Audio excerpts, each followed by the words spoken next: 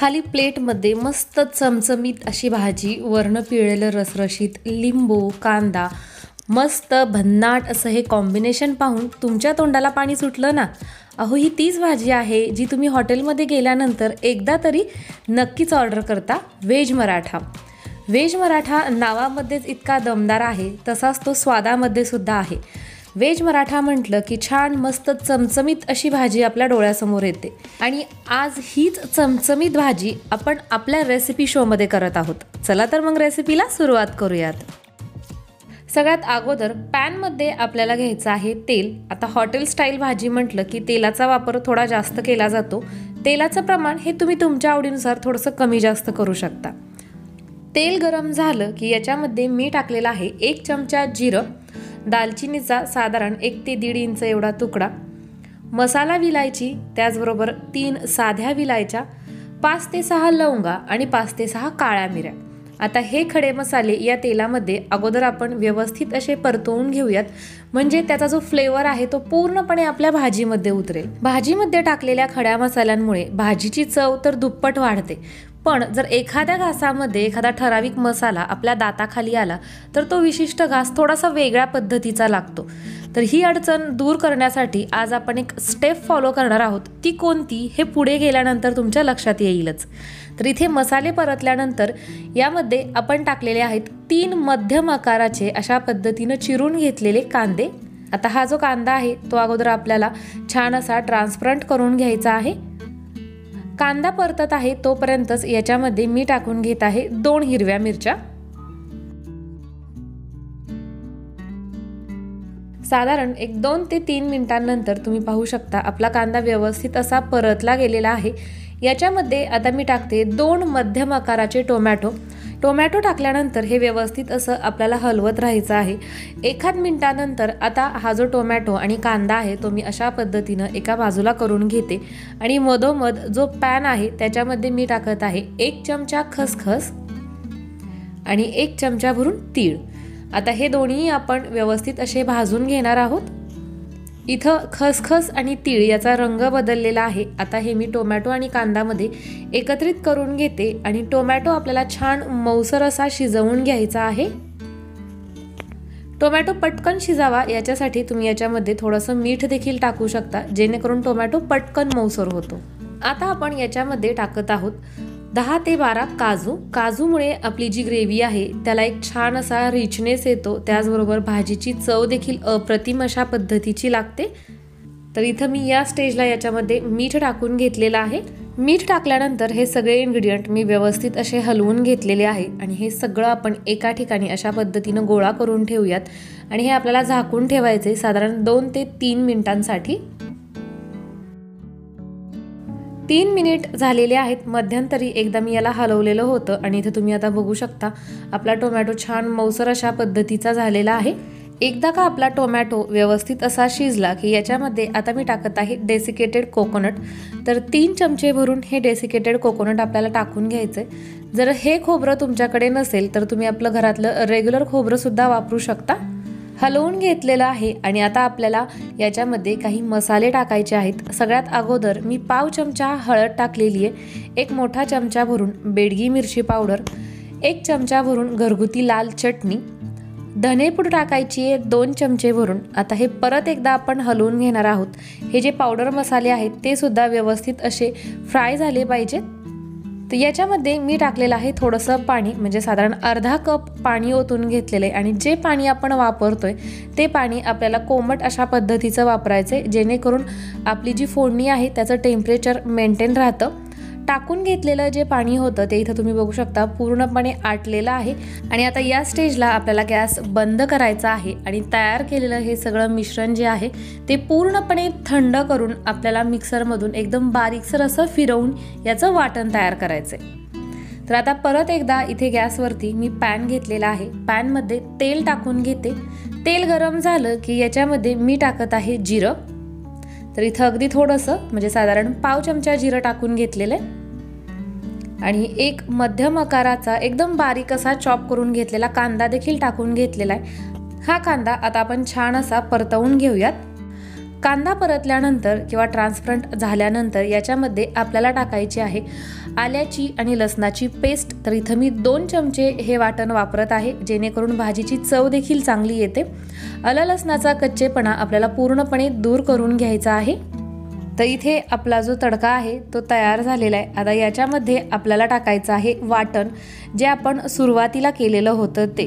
तर आवश्यकतेनुसार अगदी थोड्यासा पाण्याचा वापर केलेला आहे आणि हे वाटण मी तयार केलेले इथं तुम्ही बघू शकता। अगदी फाईन अशा पद्धतीनं आपल्याला हे बारीक करून घ्यायचं आहे। तर जसं की मी तुम्हाला सुरुवातीलाच म्हटलं होतं की बऱ्याचशा जणांची कंप्लेंट असते की मसाले घातलेले तर आवडतात भाजीमध्ये, फक्त ते मसाले जर दाताखाली आले तर ते मात्र आवडत नाही।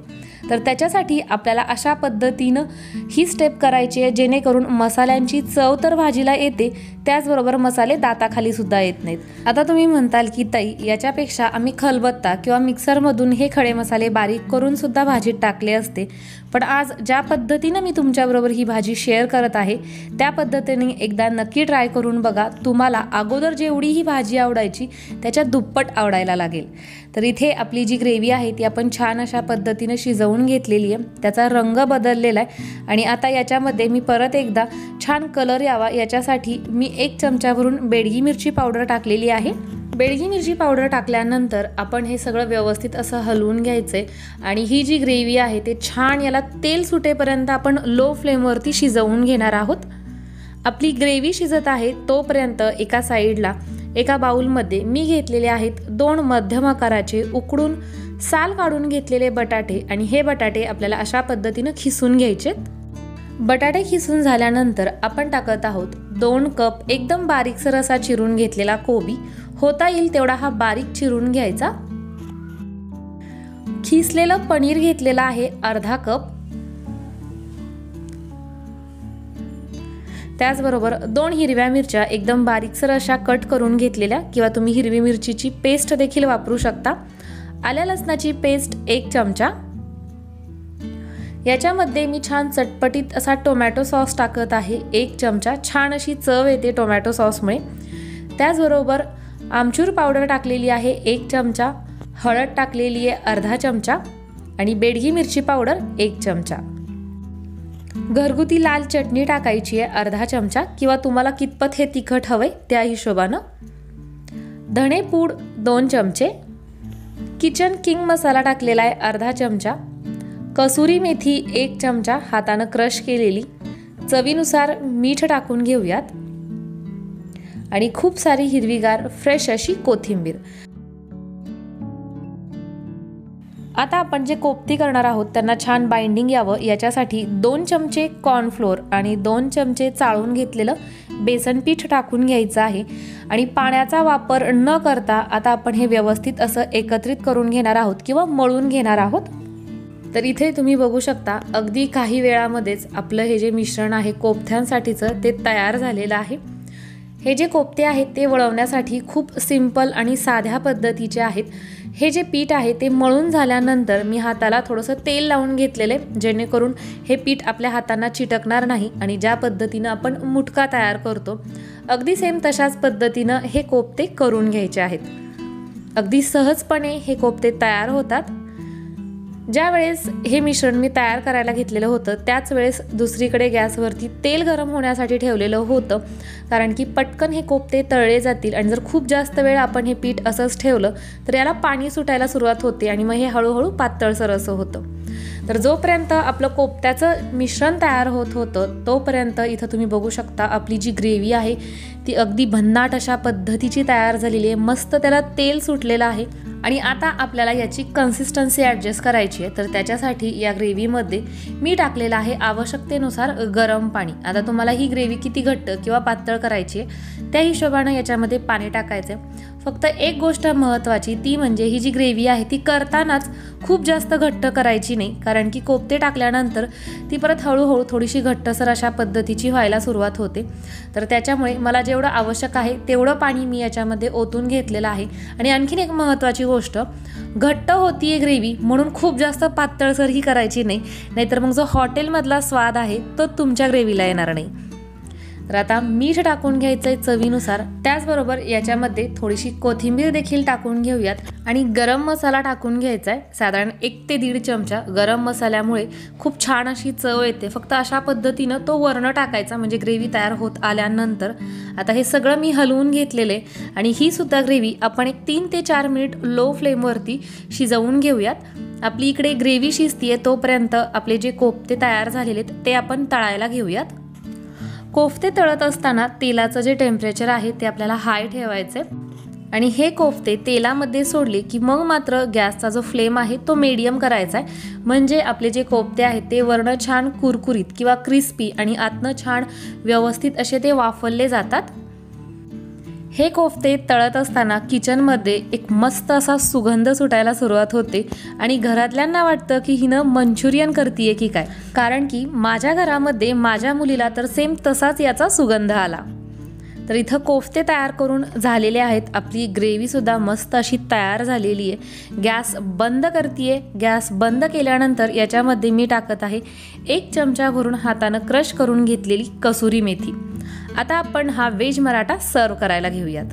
ज्यावेळेस तुम्ही अशा पद्धतीची भाजी सर्व करत असतात त्यावेळेस हे जे कोफ्ते आहेत ते भाजीमध्ये कधीच टाकायचे नाही. तर मी ज्या पद्धतीनं सर्व करत आहे म्हणजे अगोदर प्लेटमध्ये कोफ्ते ठेवायचे आणि नंतर आपण जी तयार केलेली ग्रेव्ही आहे ती त्याच्यावरनं ओतायची. पॅनमध्ये सुद्धा करी जी आहे ती सेपरेट ठेवायची आणि कोफ्ते जे आहेत ते साईडला ठेवायचे. ज्यावेळेस तुम्हाला वाढायचं असेल त्याच वेळेस ग्रेव्हीमध्ये हे कोफ्ते गेले पाहिजेत. चला तर मग रेसिपी जर तुम्हाला आवडली असेल तर व्हिडिओला एक लाईक नक्की करताल. त्याचबरोबर जर चॅनलला सबस्क्राईब केलेलं नसेल तर ते सुद्धा करून घ्या, कारण की अशाच प्रकारच्या छान छान रेसिपीज मी नेहमीच तुमच्याबरोबर शेअर करत असते. धन्यवाद.